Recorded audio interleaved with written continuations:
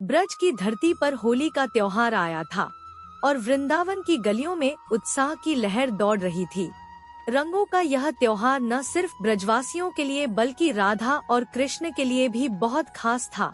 यह वह समय था जब प्रेम की भाषा रंगों के माध्यम से बोली जाती थी। होली की सुबह वृंदावन रंगों से सराबोर हो उठा था। गोपियां और ग्वाल बाल सभी एक दूसरे पर रंग डालने में मग्न थे, लेकिन राधा के मन में एक ही ख्याल था, कृष्ण।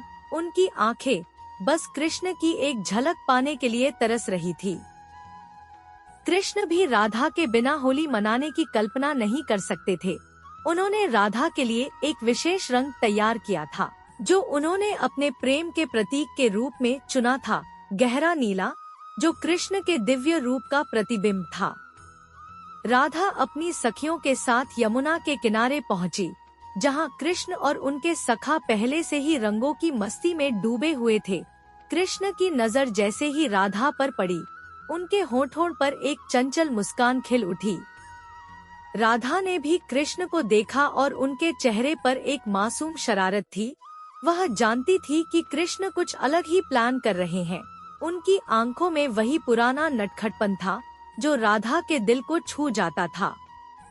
कृष्ण ने धीरे से अपनी पिचकारी में वह विशेष नीला रंग भरा और राधा की ओर बढ़े।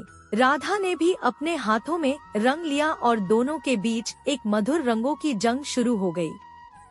कृष्ण ने राधा पर वह नीला रंग डाला और राधा ने भी कृष्ण पर गुलाबी रंग फेंका। उनकी इस अद्भुत खेल में पूरा वृंदावन शामिल हो गया।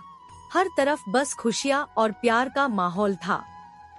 राधा और कृष्ण की इस होली की खेली ने सबको बताया कि प्रेम की कोई भाषा नहीं होती, वह तो बस अनुभव किया जाता है। उनके प्रेम में न कोई बंधन था, न ही कोई शर्त, बस एक दूसरे के लिए अटूट विश्वास और प्यार था। होली के इस पावन पर्व पर राधा और कृष्ण ने दिखाया कि सच्चा प्यार क्या होता है। उनका प्रेम न सिर्फ उनके दिलों में बसा था, बल्कि पूरे ब्रज में उनके प्रेम की खुशबू फैल गई थी। वृंदावन की होली ने एक बार फिर से सभी को यह सिखाया कि प्रेम के रंग सबसे अनोखे होते हैं, और जब राधा और कृष्ण साथ होते हैं तो ये रंग और भी जीवंत हो उठते हैं। उनकी होली की कहानी आज भी ब्रज की गलियों में गूंजती है, एक अमर प्रेम कहानी के रूप में, जो हर होली के साथ और भी गहरी हो जाती है।